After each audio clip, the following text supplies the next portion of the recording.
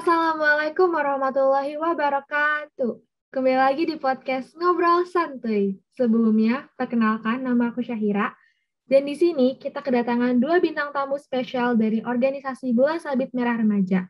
Ada Ketua BSMR yaitu Tamam dan Wakil BSMR Adila. Hai Tamam, Adila, gimana kabarnya? Sehat? Alhamdulillah sehat. Syahira gimana, sehat gak?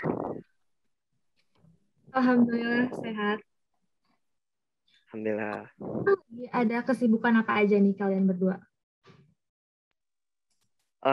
Biasa lah ya kelas 11. Sibuk profil sama ngurus organisasi paling. Gila, sibuk ngapain Sama-sama lu? kelas. Ini sama-sama kelas Oh, 11. Sibuk profil organisasi. Sama sibuk bantu Tamam. gitu deh. Ngomong-ngomong soal BSMR, ini kan organisasi yang menaungi tentang kesehatan ya. Kebetulan, tepat tanggal 10 Oktober kemarin, kita baru aja memperingati Hari Kesehatan Mental Sedunia. Dan soal kesehatan mental itu sekarang lagi ramai perbincangan banget nih. Sebenarnya, kesehatan mental menurut kalian itu apa sih? Nah, ini gue jelasin ya. Kan kita udah sering banget denger lah kesehatan mental, kesehatan mental, kesehatan mental. Buat kesehatan mental itu sendiri apa sih sebenarnya? Nah, buat kesehatan mental itu adalah keadaan di mana kita bisa berpikir laku, dan berinteraksi dengan orang lain. Kesehatan mental juga bisa disebut saat kita mensadari potensi yang kita miliki. Kan tadi gue udah bilang ya, berpikir dan berinteraksi dengan orang lain. Dengan lu berpikir ini, dengan lu berinteraksi dengan orang lain, lu bisa sadar potensi yang lu miliki apa. Ya kalau berpikir berarti apa potensi gue, di mana potensi gue. Kalau berinteraksi dengan orang lain, ya lu tanya teman-teman atau keluarga lu. Misalnya, apa sih sebenarnya potensi gue? Tanya aja teman atau guru lu. Habis itu, kesehatan mental itu juga bisa disebut saat seseorang mampu menangani masalahnya sendiri tanpa bantuan orang lain. Yang menangani masalahnya sendiri tanpa lari dari masalah tersebut, cari solusi, dan selesai masalahnya. Habis itu yang terakhir, kesehatan mental itu bisa disebut saat seseorang bisa memberikan hal positif ke lingkungan sekitarnya. Kayak misalnya kita ambil contoh di sekolah ya. Kan sesederhana ngasih senyum atau sapa. Walaupun orangnya nggak kenal gitu, kita dikasih senyum sama sapa, orangnya enak banget gak sih? Padahal ya kita nggak kenal sama dia. Jadi gitu. Sama buat mental yang sehat tuh bisa dibilang kayak gimana sih? Kan belum kebayang ya. Buat mental yang sehat bisa dibilang itu pas keadaan kita itu puas dengan diri sendiri. Puas dengan diri sendiri dalam artian lu terima diri lu apa adanya, lu terima keadaan lu apa adanya. Misalnya kita ambil contoh nih, Syahira. Syahira keluarganya lagi susah. Nah, karena dia punya mental yang saat ini yang gue jelasin tadi, hal yang pertama Syahira lakuin yang terima keadaan dulu. Oh, keluarga gue lagi susah. Oh, gue harus bantu keluarga gue nih. Ya berarti salah satu cara bantunya misalnya nyisihin uang jajannya buat nabung, kayak gitu. Ya kalau dia nggak punya mental yang sehat ini, ya dia bakal ngelakuin sebaliknya. Dia malah nyalahin keadaan, nggak terima keadaan dia. Ya contohnya kalau buat misalnya si Adila mentalnya nggak sehat. Yang sering gue jelasin tadi, dia misalnya kayak pundung gara-gara uang jajannya dipotong, kayak ngunci di kamar, kayak gitu. Gitu sih. Berarti kita harus waspada banget ya sama hal kecil, karena itu bisa menjadi tanda mental kita yang sedang tidak sehat. Kalau faktor Mhm. mempengaruhi kesehatan mental itu ada apa aja? Nah, kalau buat faktor-faktornya ya, di sini gue udah ngerangkum ada 3 buat faktor-faktornya. Yang pertama, ada faktor biologis. Ya, faktor biologis, ya intinya turunan lah atau genetik dari orang tuanya. Terus yang kedua ada faktor kehidupan. Faktor kehidupan tuh kayak ketergantungan terhadap alkohol, obat-obatan, atau trauma, atau kayak pelecehan kayak gitu. Misalnya, kalau ketergantungan terhadap obat-obatan kan berarti kan ada efek ini ya. Ya tadi gue udah bilang ketergantungan. Dengan kita ketergantungan ini, saat kita nggak ada obat-obatan ini, psikis kita bakal rusak, bakal kegelisah gitu lah. Terus tuh buat yang faktor terakhir ada faktor dari keluarga. Faktor keluarga itu riwayat keluarga sama masalah keluarganya lah. Misalnya kayak broken home, kan diraih sama satu orang tua beda banget kan sama dua orang tua. Itu bisa mempengaruhi psikis si anaknya juga. Sama namanya kan tadi faktor ya. Ini juga pentingnya ngejaga kesehatan mental. Emang seberapa penting sih? Nah, buat kesehatan mental itu sendiri itu penting banget, nggak cuma kesehatan jasmani. Karena gue bisa jamin kalau kesehatan mental lu bagus, kesehatan jasmani lu bakal bagus. Katanya gue udah jelasin ya, kalau buat kesehatan mental, itu berpikir, berperilaku, dan berinteraksi dengan orang lain. Dengan lu berpikir, dengan lu berperilaku baik, dengan lu berinteraksi dengan orang lain, lu otomatis bakal punya pola hidup yang sehat. Nah, pola yang hidup sehat ini otomatis jasmani lu sehat juga dong. Gitu. Terus tuh yang lain lagi, seberapa pentingnya, karena dengan orang yang punya kesehatan mental yang baik ini, dia bisa menggunakan potensi yang dimilikinya secara maksimal, yang tadi gue jelasin juga. Waktu mampu berpikir positif dan jernih saat berhadapan dengan suatu masalah. Misalnya, kan tadi ini ya, berhadapan dengan suatu masalah dengan pola pikir yang bagus, yang kayak positif dan jernih. Dan itu bakal nuntun dia buat jadi lebih baik dalam menyikapi masalah yang lainnya. Atau dalam arti lain jadi lebih dewasa. Jadi gitu, sefaktor sama tadi nambahin seberapa pentingnya. Gitu. Oh gitu, berarti kesehatan mental tuh penting banget ya. Dan sebenarnya kesehatan mental tuh nggak berpengaruh sama umur karena bisa menyerang siapa aja, tergantung dari situasi yang kita alami. Ya, Masih remaja nih, sering banget aku dengar kata depresi.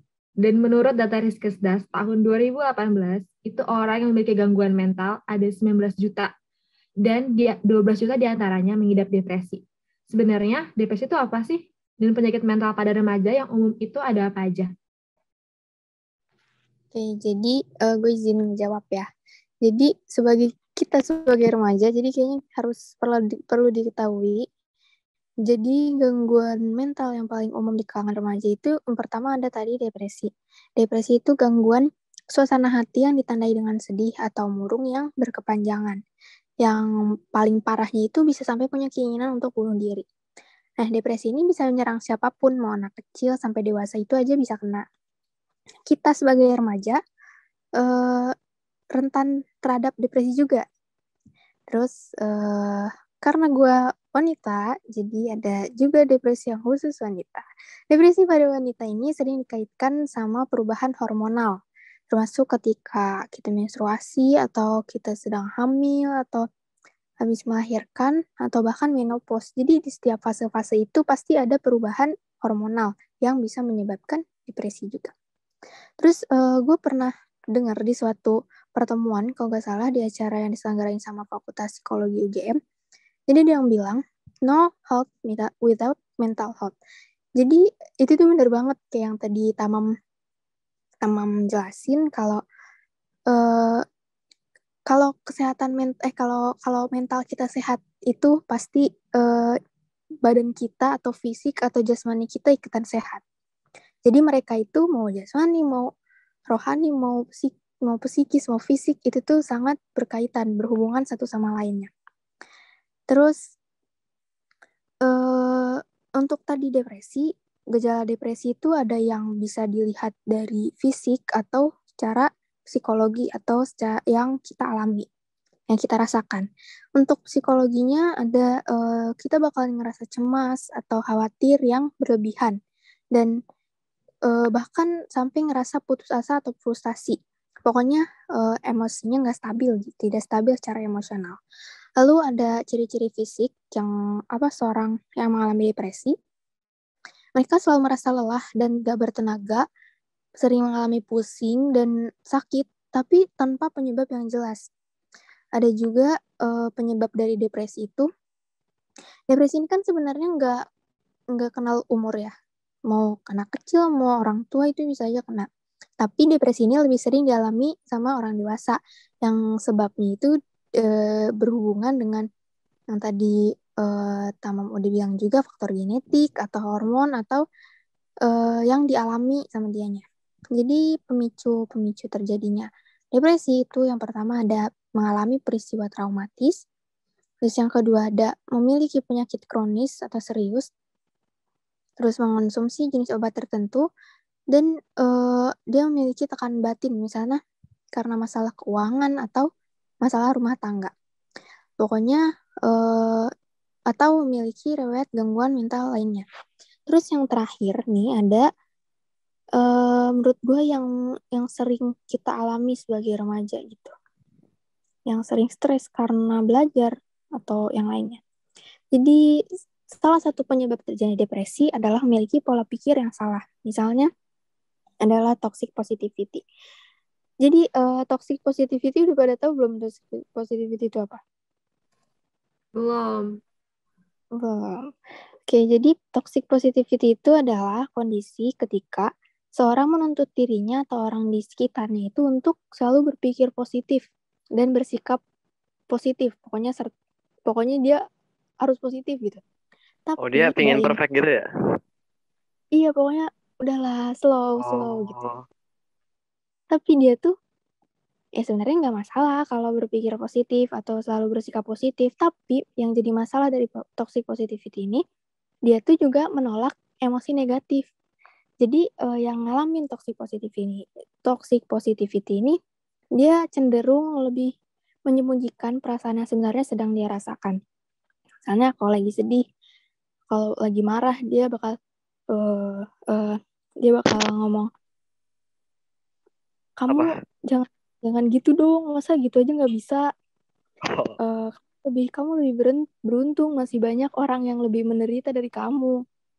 Coba deh lihat sisi positifnya.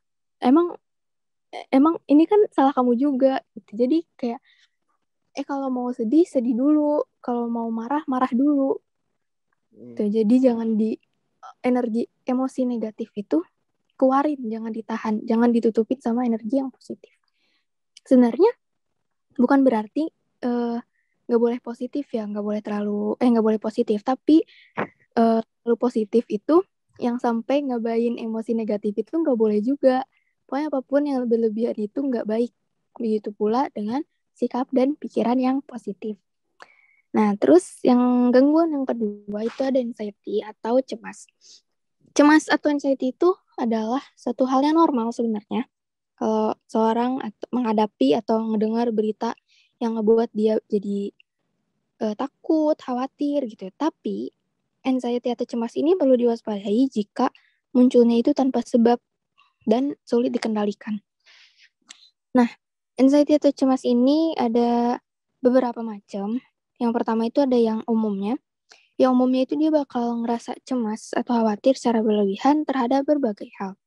Penderita ini juga bisa merasakan cepat lelah, mual, sakit kepala, sulit konsentrasi, malah bahkan bisa insomnia. Nah, terus ada yang kedua, ada fobia.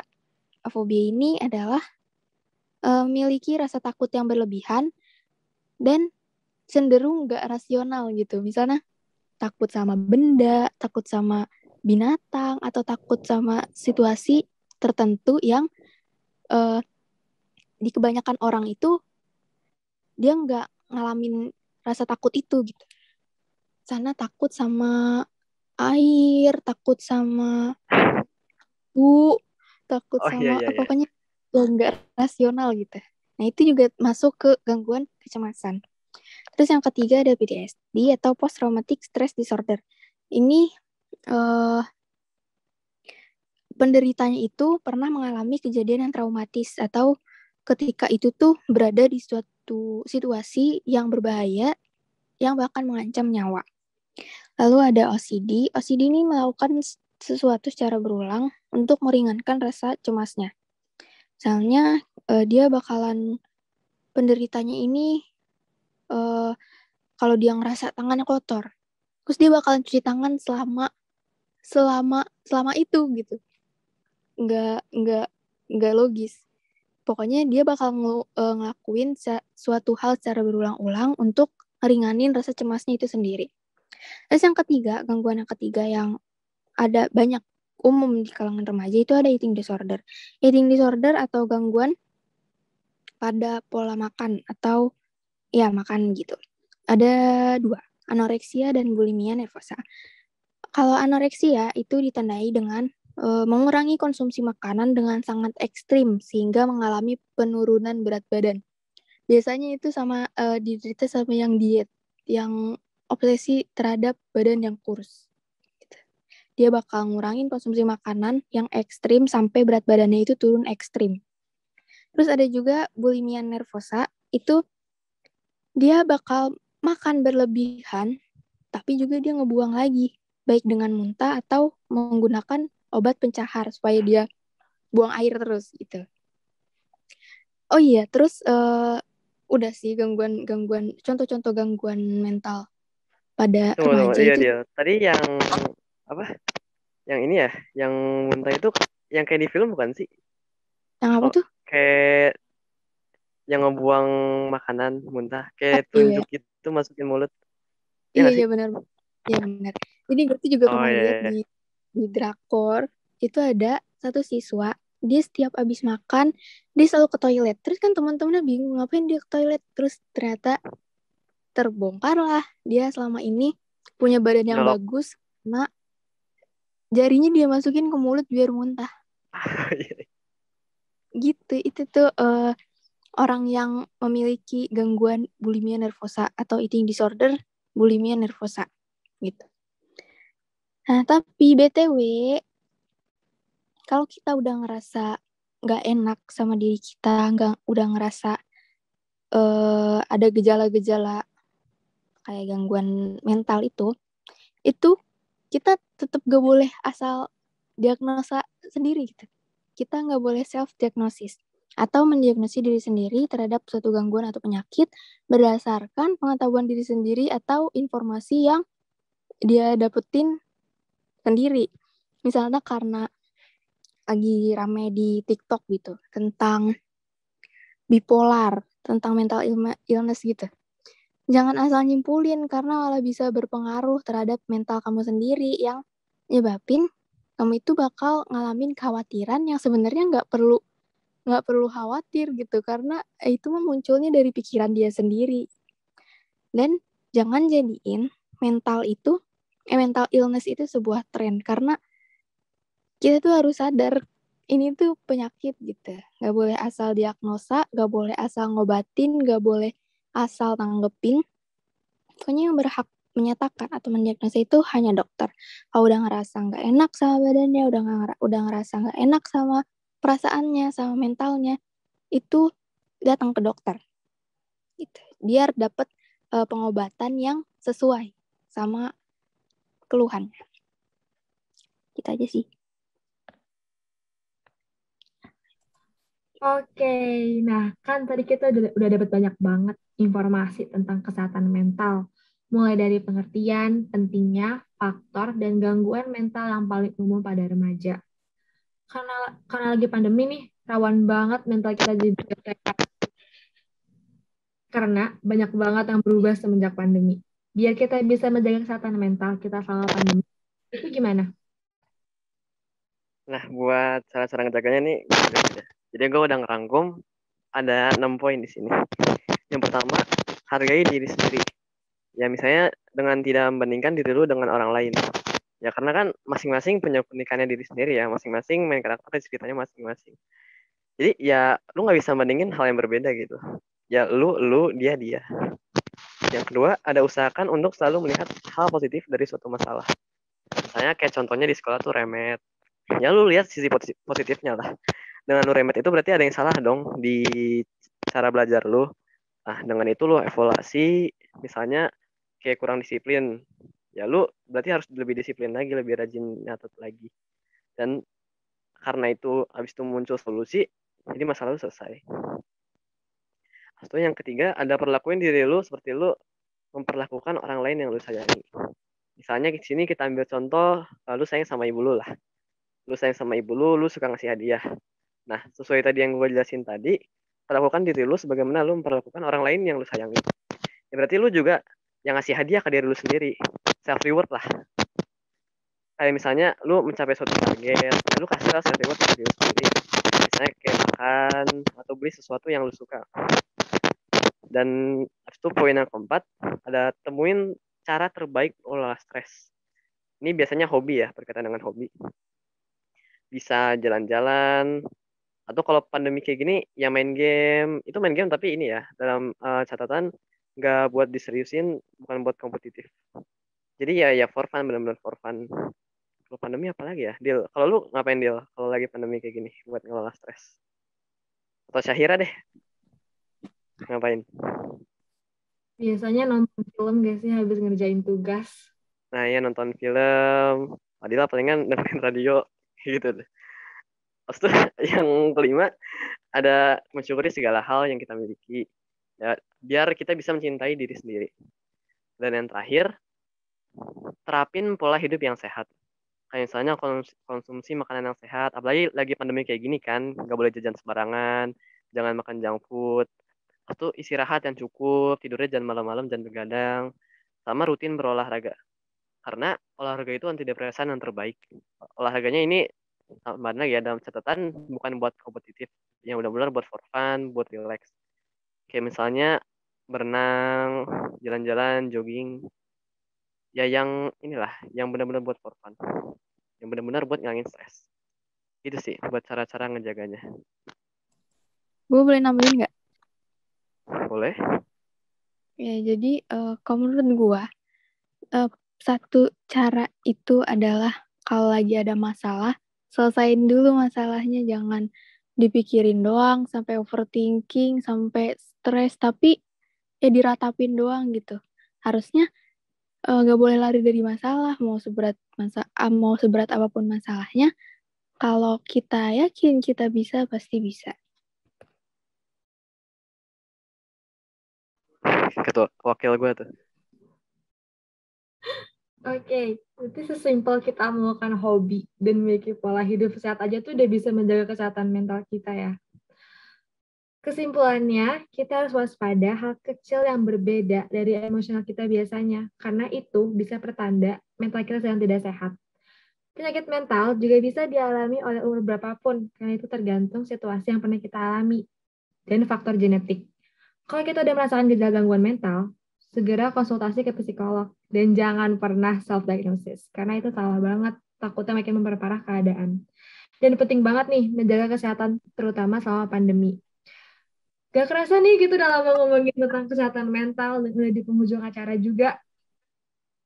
By the way, terima kasih Kamam dan Adila atas informasi Yo, yang bermanfaat ini.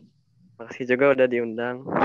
Gue Iya, sama minta maaf kalau Adila ada salah kata. minta maaf kalau Tamam nyebut nama tadi ya. Aku juga minta maaf nih jika ada salah kata.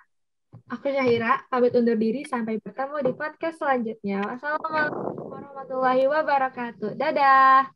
Waalaikumsalam Waalaikumsalam, dadah. wabarakatuh.